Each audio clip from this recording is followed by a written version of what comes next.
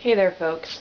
So, got that funk recently did a video about Second Amendment and about how Utah is putting a firearm as its national symbol, or as one of its symbols.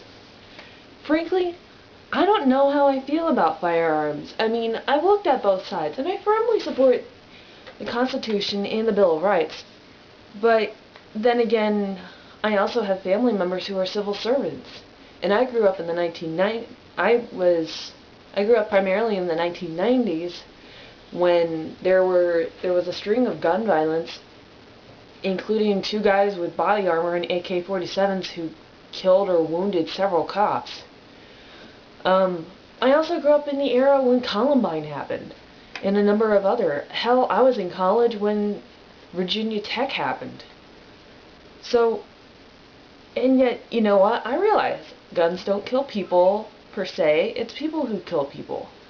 You gotta have, some psycho has to have their finger on the trigger in order for the weapon to go off. Sorry, Phoebe. Cat. But then again, there's been numerous cases where children get their hands on guns and they fire it by accident. I do believe in the right to protect your home and the right to protect yourself. But then again, how often is it going to happen that you're going to have an intruder and you're going to have your gun right there? I do believe that hunting is a nice and very cool sport. I believe that it works to help keep the whitetail deer population under control. And I think that shooting could be a very fun sport at the proper rate, at a proper facility. But then again, a lot of street violence is caused by handguns. So, honestly, I'm divided about the issue. I can see pros and cons on either side. Do I think that clip size should be limited? Yeah. You know what? If some mad person only has 10 bullets to fire rather than 36, they will only be able to fire 10 bullets rather than those 36. And as we've seen in numerous cases, it's when reloading that a bad person is taken out.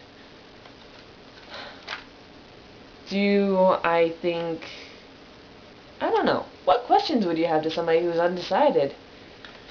I think that there should be trigger locks and maybe, like, you know how you have to take a test to get a driver's license, you have to show that you're competent with a car to get a driver's license. Maybe there should be the same thing for firearms.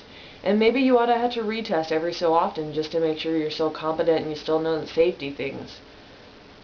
But other than that, I mean, some could see it as an issue of body anonymity, because I believe highly in body anonymity. If you want to brand yourself, poison yourself, cut yourself up, hurt yourself in some way, you want to jump out of a plane without a parachute, that should be your own business.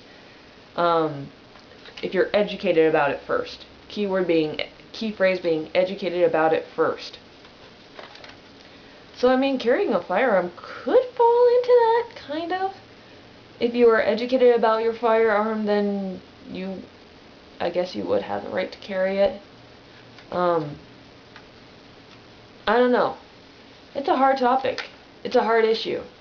And that's why I'm undecided about it, honestly. Because, I mean, I see both sides, and I see the pros and cons of both sides. But I'm just kind of stuck in the middle.